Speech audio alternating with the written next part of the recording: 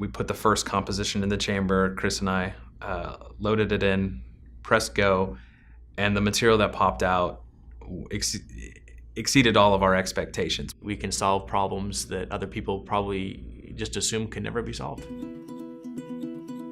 Some of these drugs are less soluble than marble. The Taj Mahal is more soluble than some of the drugs that we work with. In the early 2000s, we started to see the first wave of those compounds, and that brought this new problem to the industry of how do you deliver these poorly water-soluble drugs. We're in the real world. We've taken off the academic jacket. We have problems that a very large, very well-financed pharmaceutical company can't solve the problem. That's when I came to learn about this new plastics recycling technology. What I knew about it at the time was that it was able to process plastic materials that couldn't be processed by extrusion. One of the first questions he asked was, well, can this technology render something amorphous? And it was like, do I have the perfect technology for you? This technology will render everything amorphous. And that's basically the key phrase I heard at the time that made the light bulb go off. At the first experiment, he said, why don't you blend up about 5 pounds of your first formulation? We knew we had 3 shots to get it right.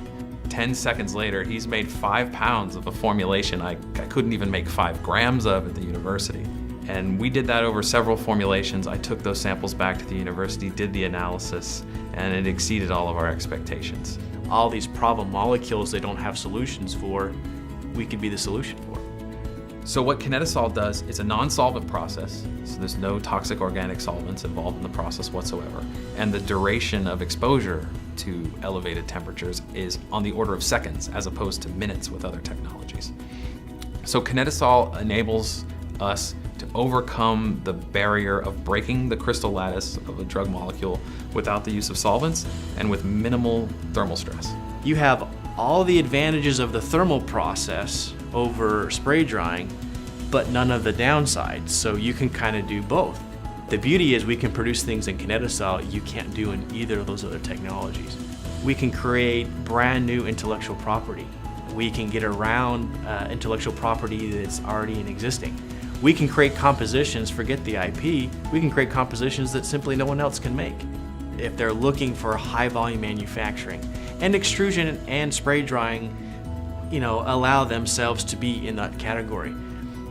We can produce faster, better, stronger than both those technologies. We'll have a significantly smaller footprint than spray drying. So you can take the same spray drying capacity that would require a building and put it into a room. All of the material sees all the parameters at exactly the same time. Where extrusion, it's spread out over the length of the process, and so you get different residence times, you have different heat transfer rates, and so here we have a thermal process where we can control so much more than extrusion. Now we can do things with heat-sensitive drugs and not have to worry about that. Some of our early papers, we would process compositions by melt extrusion and show that 50% of the drug had degraded in the process. Then we would process those same materials by Kinetisol and show that less than 1% of the drug degraded. The development machine is the same size and geometry as the manufacturing machine. So we develop at a certain scale in batch mode. Once we've refined the formulation, determined the processing parameters, all we have to do is flip the switch and go from batch mode to continuous mode. And we go from making 50 grams at a time to making 25 kilos an hour, just with the flip of a switch. This is truly a high volume manufacturing technology that can produce rates that the pharmaceutical industry has never dreamt of. Now we can take a drug that we can formulate in such a way to help people that no other process can. This technology is so unique, it can do things nothing else can do.